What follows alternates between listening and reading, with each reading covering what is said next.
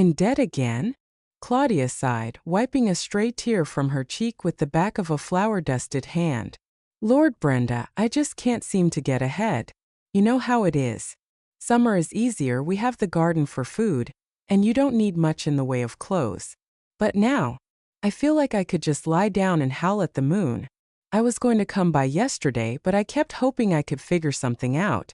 But what can you figure out when all you have to give the children for breakfast is weak tea?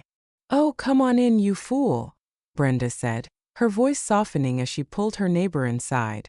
What am I going to do with you? Before we continue, I'd like to ask you to like this video. Your support is very important to us. Thank you. And now enjoy the story. Brenda was Claudia's neighbor, and she lived comfortably. Her husband worked a good job in the city, and Brenda herself managed the local general store. Store owners always seemed to do well, but despite her relative wealth, she was a kind and responsive woman. God hadn't blessed her with children of her own, so she had a soft spot for others. You know I'll work it all off come summer, Brenda. You know I'm good for it. I know, Claudia, or I wouldn't be helping you, Brenda said, pouring 2 cups of coffee. She sat down at her kitchen table and looked at Claudia intently. Tell me, Claudia, how old is your Catherine now? She'll be 18 next month. Why? What do you think about what, Brenda? I don't follow. Brenda leaned forward, her voice dropping to a conspiratorial whisper. We need to marry your Catherine off to someone with means. It would make life easier for you, because your daughter and son-in-law would help, and you'd be setting the girl up for life. She's suffered enough, poor thing, raising her siblings since she was a child herself. Oh, don't be ridiculous, Claudia scoffed, though her heart fluttered with a sliver of desperate hope. Marry her off? First of all, to who? Who around here is so well off they can solve all our problems at once? Second, these aren't the old days. And third, Brenda interrupted. You're about to lose everything. What was your man thinking, having 5 children and then driving his tractor drunk across a frozen river? He certainly wasn't thinking about you or them. And as for the times changing, your Catherine is a smart girl. She understands. She knows that if someone doesn't help, social services will take those children away. Your youngest is only 2. You tell her that. It's not like you're marrying her off to a monster. If she plays her cards right, she'll be living like a queen. Claudia sighed. You make it sound so simple, Brenda. But who is this mystery man? He's not from around here. From the next county over. Claudia looked at her neighbor sharply. You talk as if you already have someone in mind. Brenda blushed slightly but met Claudia's gaze. I do. My husband has a distant relative who lives out there. They hadn't spoken in years, but they ran into each other by chance. This relative has a son, a good man, but he's mute. They have a huge farm, very successful. They live well. Mute? I think I've heard of them. Isn't he almost 30? And isn't that family a bit reclusive? So what if they're reclusive? She'll be safe and sound, and they'll be able to help you. Claudia's mind raced. The torn wallpaper in her living room, the broken springs in the sofa, the constant, gnawing hunger in her children's eyes. But to sell her daughter, her beautiful Catherine, who at 17 still looked like a child of 14. When she got home, the sight of her children huddled on the floor, trying to build a house out of scrap wood, broke her heart. Her youngest was sniffling, a constant cold she couldn't seem to shake. Catherine was in the kitchen, trying to make a soup out of water and a handful of wilted vegetables. Claudia felt a wave of dizziness. She was working the night shift, watching over the cattle at the old dairy farm. It was the only work she could find. She handed Catherine the few dollars she had. Here, run to the store. I need to lie down for a bit. As Catherine was at the general store, buying pasta and oil, Brenda watched her with a strange expression. So, she said casually, what did your mother tell you? Are you ready to save your family and yourself? Catherine looked up confused. What are you talking about, Mrs. Henderson?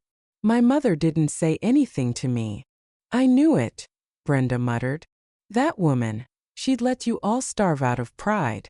You could be living like a queen.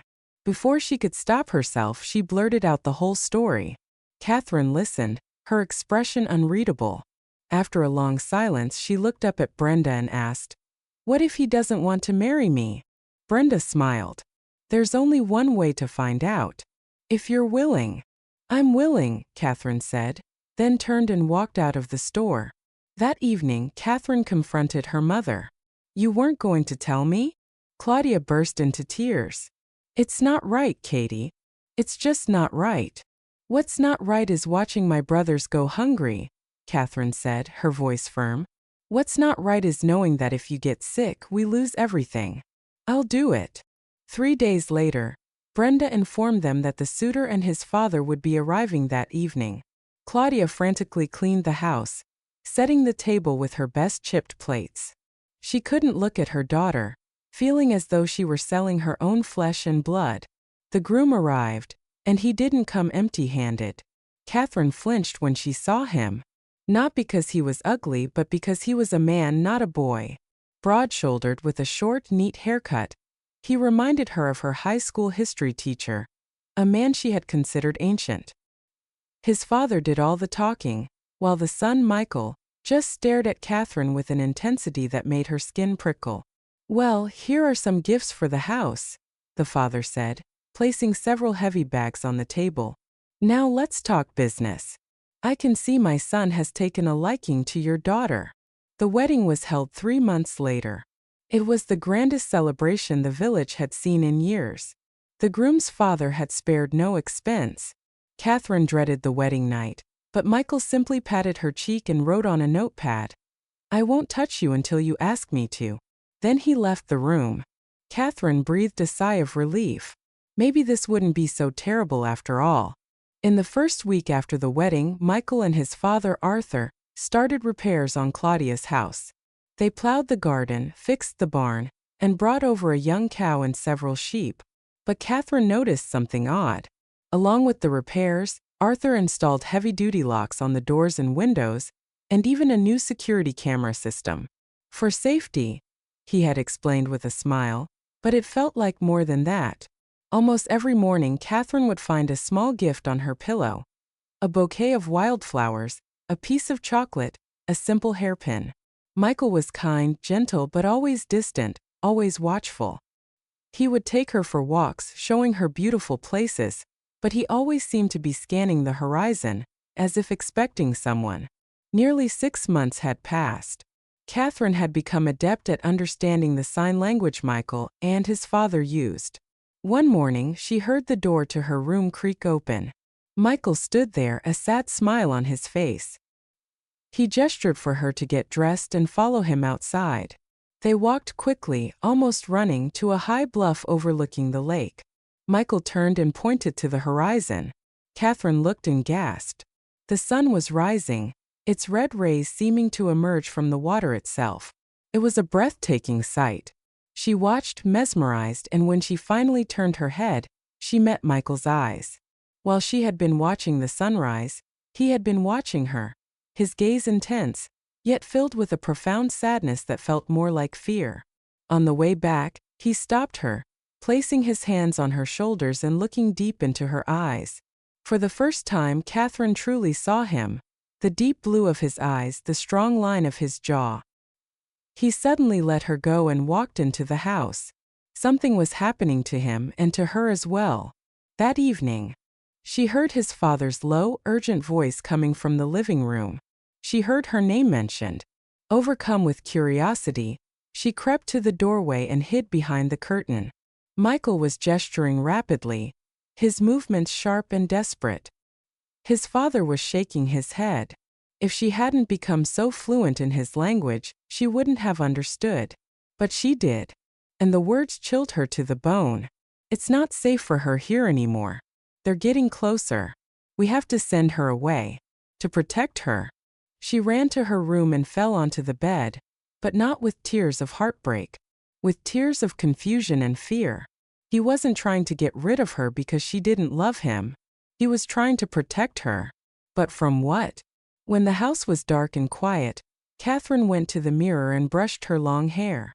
Then, with a newfound resolve, she walked out of her room and pushed open the door to Michael's.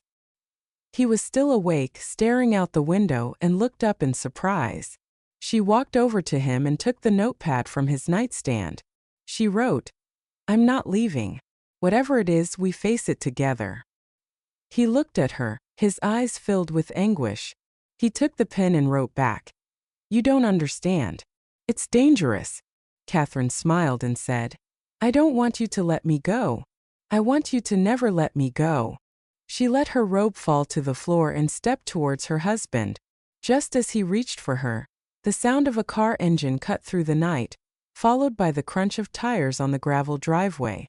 Michael froze, his body going rigid.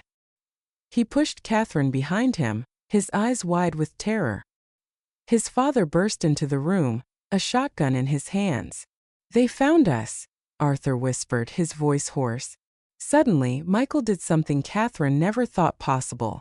He grabbed a hidden cell phone from a drawer, dialed a number and spoke, his voice clear and strong, though filled with urgency. "This is Michael Croft. Code Nightingale. They're here. My location is..." Catherine stared, speechless. He could talk.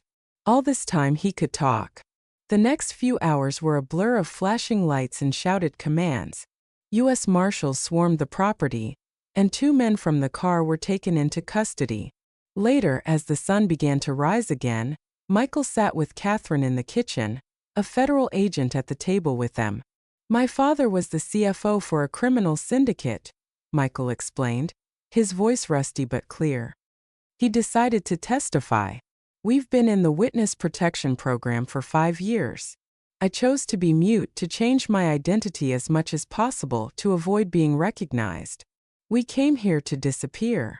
"But why marry me?" Catherine asked, her voice a whisper. "Because we needed to look like a normal family," Michael said, his eyes pleading with her to understand. "And because, from the moment I saw you, I knew you were different. You were strong, you were kind, and you weren't afraid. I fell in love with you, Catherine, but I was terrified of putting you in danger." A year later, Claudia walked into the general store. Brenda smiled, satisfied. Claudia looked well, and her boys were thriving. "How are things, Claudia? I hear you're getting married yourself." Claudia blushed. "It's embarrassing at my age, but the young ones keep saying you can be happy at any time." "They're right about that," Brenda said. "But you seem sad. What's wrong?" "I'm worried about Catherine. With all that stress. What if the baby?" Brenda slammed her fist on the counter. "Nonsense. That girl is the strongest person I know. You need to have faith." Catherine gave birth in a secure city hospital. Michael paced outside like a caged tiger. Soon a nurse came out, smiling. "You have a beautiful baby girl. And my, what a set of lungs on her." Claudia, who was waiting on a bench, clutched her heart. Michael stood frozen for a moment, as if in disbelief, then rushed to his mother-in-law, hugged her, and ran off somewhere. He returned moments later with a huge bouquet of store-bought flowers. The happy father just beamed. The nurse initially said no visitors, but one look at Michael's face and she relented. "Just don't bring anything else like this," she said, laughing. Michael just smiled foolishly and shook his head, now free to be the joyful, loving husband he always wanted to be. Claudia and the nurse burst out laughing. What could you do with a man so in love? Thank you for watching to the end. If you enjoyed the story, please support me with a subscription and a comment. We tell life stories here, not fairy tales. Take care and stay with us.